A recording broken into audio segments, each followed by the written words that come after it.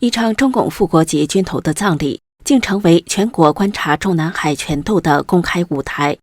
中共现任7常委到齐了，花圈名单却露出重大破绽。何卫东的名字消失了，董军也没露面。这场葬礼到底是该来却没来，谁来了却满脸异样？今天我带你拆解这场黑白之中藏杀机的送别仪式。你好，这里是希望世界要闻透视，我是王真。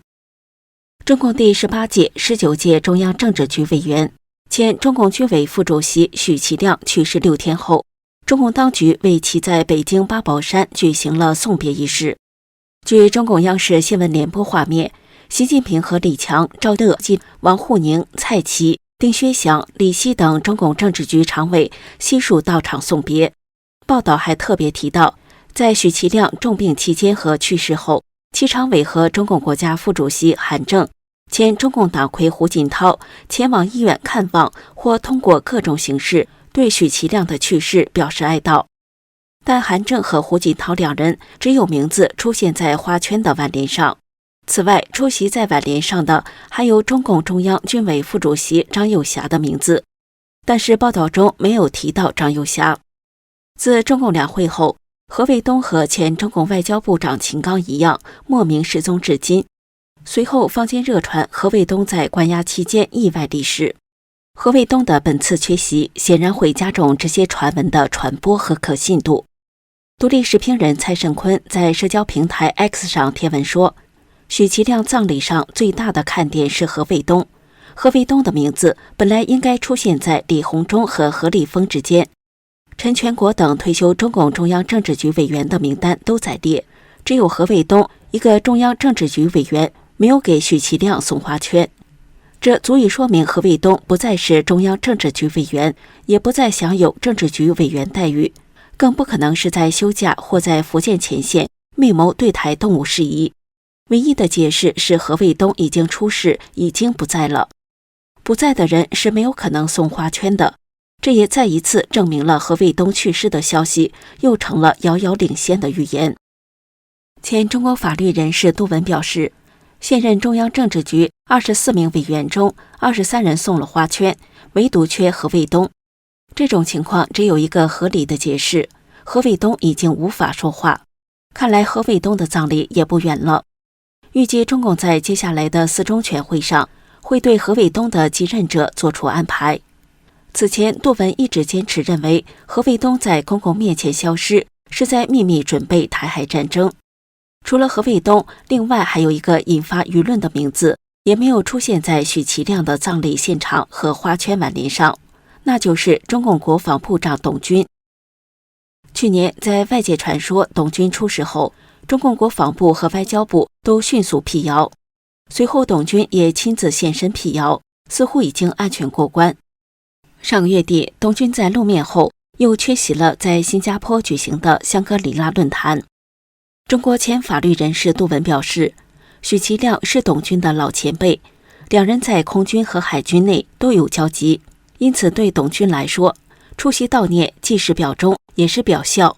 而且董军作为现任国防部长，出席许其亮的追悼会是职责所在，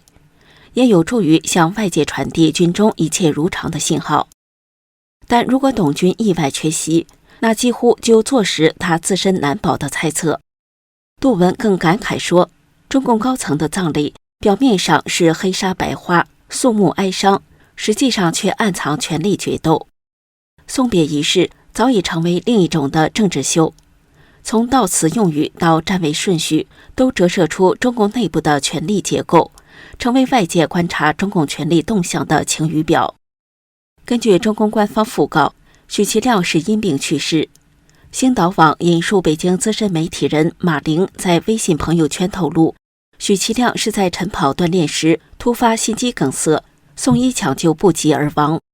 对此说法，大多资深媒体人和政论人士都表示不能相信。前中共海军中校姚成表示，许其亮是飞行员出身，身体素质应该非常好，其副国级的医疗保健也是非常到位，应该不会有危及性命的疾病。而且年龄75岁也不算太大，为何突然病逝？其原因值得怀疑。对于晨跑的说法，姚成说，军队大院人多场地小，我是没见过出来跑步的，到地方公园去跑步就更不可能了，医生警卫都要跟着，警方都要设立警戒线，我知道的都只是在自家园子里活动活动，因此我认为早上跑步时突发心脏病好像可能性不大。许其亮最后一次公开露面是在今年1月27号参加中共国务院举办的春节团拜会，当时看起来精气神都不错。外界大多认为许其亮不太可能是自然离世。资深媒体人石柏明夫在他的自媒体频道上分析说，像许其亮这样的副国级高官，在健康管理上享有非常严密的医疗保障，他们都有自己的医疗小组，每周都要接受精密体检，任何健康问题都有专业团队在处理，并且在目前的医学条件下，心肌梗塞是一种很容易处理的急症。而更令人起疑的是，根据新华社说法，许其亮是6月1号突发心脏病，6月2号过世，但早在5月31号，前中国媒体人赵兰健就在 X 平台上发文指出，许其亮是在5月28号就已经去世，并说他是被吓死的。石柏明夫表示，赵兰健在爆料军方消息方面有相当高的准确度，他曾揭露过苗华和卫东和红军等人的情况，由此可以判断他的爆料并非空穴来风。石柏明夫认为，许其亮的离世更有可能是自行了断，而且很可能与苗华案有关。苗华曾任政治工作部部长负责人士，与许其亮当时同为军委高层，两人在军官升迁问题上有合作与利益输送。当时的苗华虽然没有军委副主席的最终决策权，但他能列出提名名单，最终是否批准则可能是许其亮来定，因此所涉汇款中有一部分很可能流向许其亮。目前苗华已经被调查，一旦供出许其亮，许可能认为大势已去，因此选择自我了断。至于这样做的原因，石柏明夫分析说，他这样做可能是为了保住家人。过去像郭伯雄、徐才厚、周永康等人被查后，家人都遭到牵连。如今许其亮的葬礼得到了礼遇，并且还给予他优秀共产党员、无产阶级军事家等称号，显然副国级待遇没有了，但他的家人没有受到波及。另一种可能是他被灭口，在如今风声鹤唳的情况下，许其亮有可能即将被隔离审查。